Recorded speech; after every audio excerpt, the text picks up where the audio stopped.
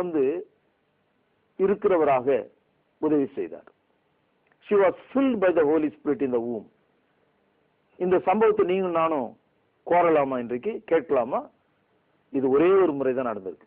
இரண்டாவதாக யோவான் 3:34 பாத்தீங்கன்னா அந்த வசனம் சொல்கிறது, தேவன் தமது குமாரனுக்கு அளவில்லாத ஆவியை தந்திருக்கிறார். இந்த அனுபவத்தை நீங்கள் நானும் பெற முடியுமா? மூன்றாவது, அப்போஸ்தலர் நடபடிகள் 1வது அதிகாரம் 4வது வசனத்துல நம்ம படிக்கிறோம், பரிசுத்த ஆவியினுடைய ஞானஸ்தானம் எருசலேமில் நிகழும். அப்போ எருசலேம்ல நிகழ வேண்டிய ஒரு நிகழ்ச்சியை நம்ம ஊர்ல நிகழும் அப்படின்னு நீங்க நினைச்சா, தினமும் நிகழ்துன்னு நினைச்சா ஏதோ தவறு நடந்திருக்குன்னு அர்த்தம்.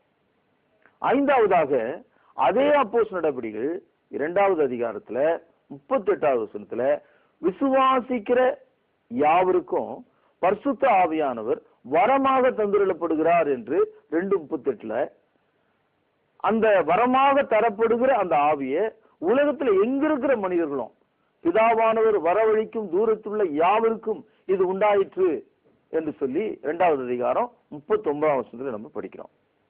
அதே மாதிரி பரிசுத்த ஆவியானவர் ஒரு கிறிஸ்துவனுடைய வாழ்க்கையில கனியாக தந்துள்ளப்படுகிறார், கலாத்தியர் 5:22.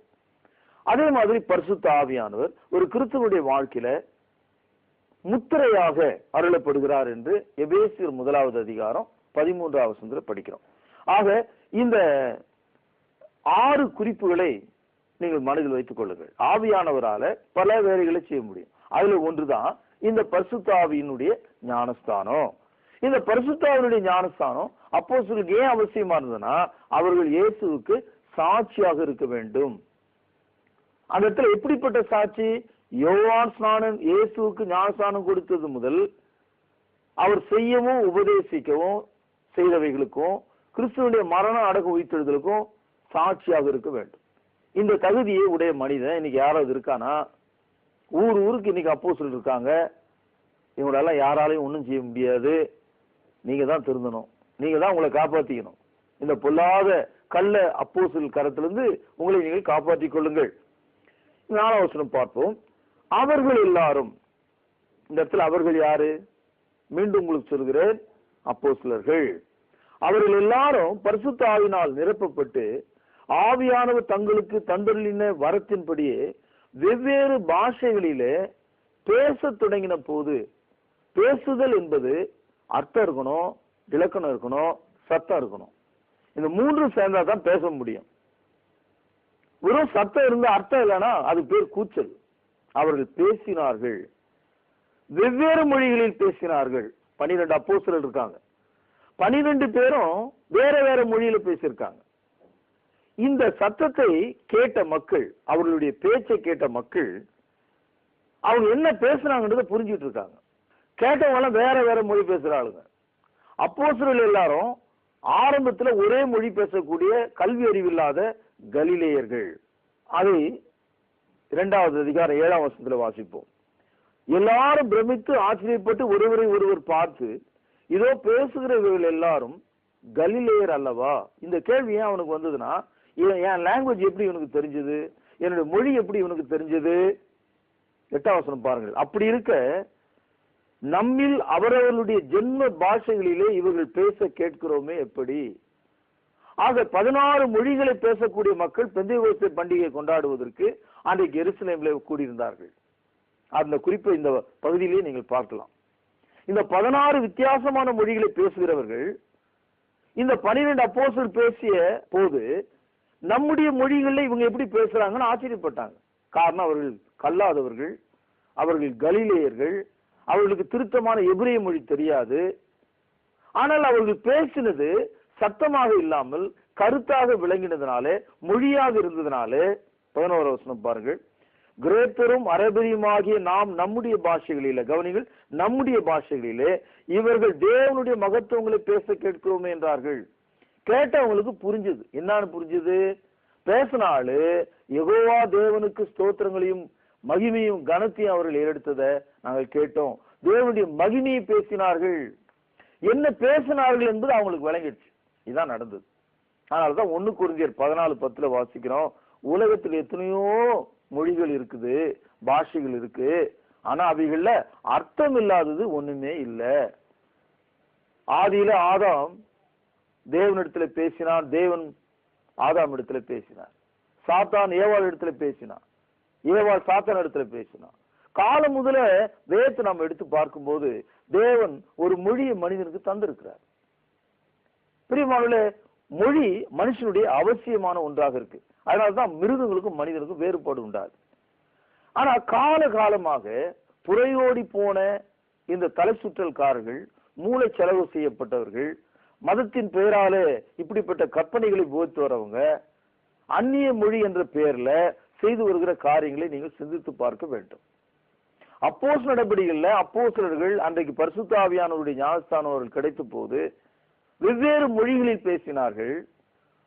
வெவ்வேறு மொழிகளை பேசக்கூடிய மக்கள் தங்களுடைய ஜென்ம மொழியில அவர்கள் பேசுவது இன்னதென்று அறிந்து தேவனுடைய மகத்துவங்களை பேச கேட்கிறோமே என்று அவர்கள் ஆச்சரியப்பட்டார்கள். இதான் நடந்தது. இப்படி ஒரு முக்கியமான விஷயத்தை நான் சொல்லி நிறைவு செய்ய போறேன். இன்றைக்கு இந்த சம்பவம் 120 பேருக்கா 12 பேருக்கா? 120 பேர் என்று முதலாவது அதிகாரத்தில் நாம் படிக்கிறோமே, முதலாவது அதிகாரம் 15வது வசனம். அதுல 12 பேர் அப்போஸ்தலர்கள், 108 பேர் சீஷர்கள். அப்போஸ்தலர்களுக்கு தான் இந்த வாக்குறுதி கொடுக்கப்பட்டது. நீங்கள் அப்போஸ்தலர் நடவடிக்கைகள் 1:4, 1:5, 1:8 நீங்கள் படித்தீர்களானால் அது அப்போஸ்தலருக்கு கொடுக்கப்பட்டது. இந்த அப்போஸ்தலர் தான் இயேசுவை பரமேறுவதை நேரா பார்த்தாளுங்க. இந்த அப்போஸ்தலர்கள் தான் ஒலிவ மலையிலிருந்து எருசலேமுக்கு திரும்பி வந்தவங்க. இந்த அப்போஸ்தலர் ஒருவனாகிய பேதுரு தான் யூதாஸ் எழுந்து விட்ட இடத்துக்கு ஒரு ஆள் தேர்ந்தெடுக்கப்படும் சொன்னார். இந்த அப்போஸ்தலர்களுக்காகத்தான் மத்தியா என்பவன் தேர்ந்தெடுக்கப்பட்டு அப்போஸ்தலரோடு எண்ணப்பட்டான். He was numbered with the apostles என்று முடிகிறது முதலாவது அதிகாரம். இரண்டாவது அதிகாரத்தில் வரும்போது அவர்களுக்கு பரிசுத்த ஆவியினுடைய ஞானஸ்தானம் கிடைத்த போது அந்த செய்தியை கேட்டவர்கள் எல்லாரும் 2வது அதிகாரம் 7வது வசனத்துல மறுபடியும் பாருங்க, பேசுகிறவர்கள் எல்லாரும் கலிலேயர் அல்லவா? அப்படியானால் இயேசு கிறிஸ்துவின் தாயாகிய மரியாள் கூட அந்த கூட்டத்தில் இருந்தாங்க. அவங்க கலிலேயாவை சேர்ந்தவங்க கிடையாது. ஆகவே கலிலேயாவை சேர்ந்தவர்கள் என்ற இந்த கருத்து முதலாவது அதிகாரம் 11வது வசனத்திலே நிலைநாட்டப்பட்டிருக்கு. அவர்கள் அப்போஸ்தலர்கள் தான் என்று. அதே கருத்து 2வது அதிகாரம் 7வது வசனத்துல பேசுகிறவர்கள் எல்லாரும் கலிலேயர் அல்லவா? இப்பொழுது 2வது அதிகாரம் 14வது வசனம் பாருங்கள். அப்பொழுது பேதுரு 11 கூட எழுந்து நின்று. ஏன் இந்த அவசியம் வந்தது? 11 பேரோட எழுந்து நிற்க வேண்டிய அவசியம்? 120 பேர் அங்க இருந்தா 120 பேர் எல்லாம் எழுந்து நின்று இருக்கணும்.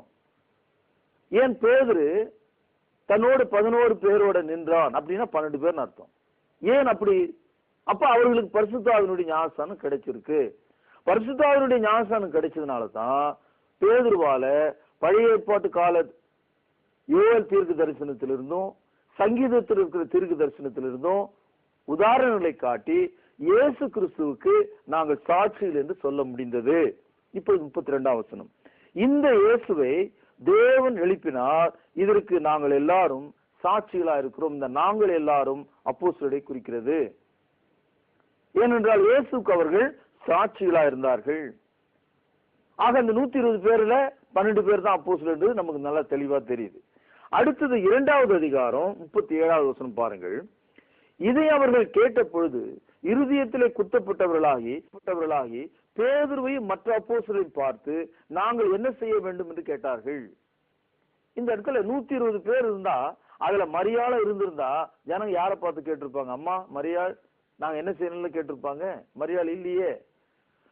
பேதுருவையும் மற்ற அப்போஸ்தலரையும் பார்த்து எத்தனை பேர்? மறுபடியும் 12 பேர். இந்த 12 பேர் தான் முதல் முறையாக பிரகடனம் பண்றாங்க பாவிகளாகிய மனிதர்கள் என்ன செய்ய வேண்டும் என்று. அது 38வது வசனத்துல பார்ப்போம்.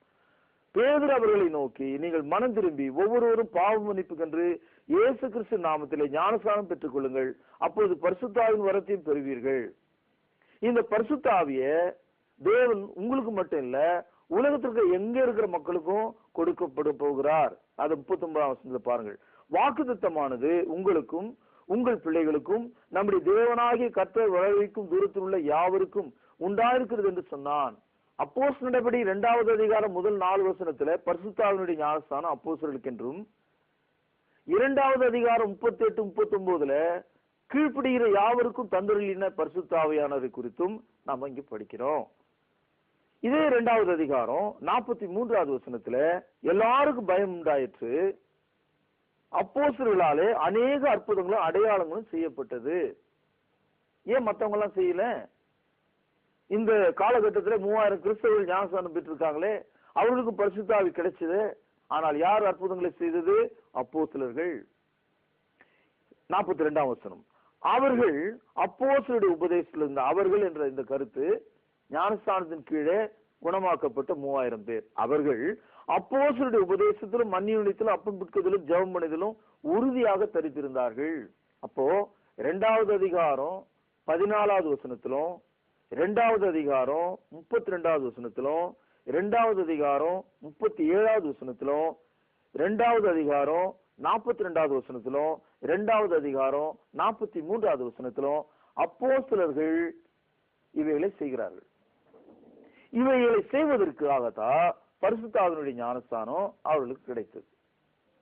அப்படியானா நம்ம அனைவருக்கும் பரிசுத்த ஆவியானவர் உண்டு. பரிசுத்த ஆவி இல்லாமல் கிறிஸ்தவன் இருக்க முடியாது. பரிசுத்த ஆவி இல்லாமல் இயேசுவை கர்த்தர் என்று ஒருவனும் சொல்ல முடியாது. ஆனால் பரிசுத்த ஆவியானவர் கீழ்ப்படியும் போது நமக்கு வரமாக தந்தருளப்படுகிறார். அப்போஸ்தலர் நடபடிகள் 5வது அதிகாரம் 32வது வசனத்துல வாசிப்பீர்களானால், தேவன் தமக்கு கீழ்ப்படுகிற யாவருக்கும் தந்தருளின பரிசுத்த ஆவி. தேவனுக்கு கீழ்ப்படுகிற யாவருக்கும் அது கிடைக்கும். நீங்க எருசலேமுக்கு போகணும்னு அவசியமே இல்லை. தேவன் பூமியில் எல்லை எங்கும் உள்ள எல்லா மனுஷருக்கும், தேவனாகிய கர்த்தர் வரவழிக்கும் தூரத்தில் உள்ள யாவருக்கும் இந்த வாக்குத்தத்தம் உண்டாயிருக்கிறது என்று 2ஆம் அதிகாரம் 39ஆம் வசனத்திலேயே அது பேசப்பட்டிருக்கு. அவர் அப்போஸ்தலர் நடபடி 2வது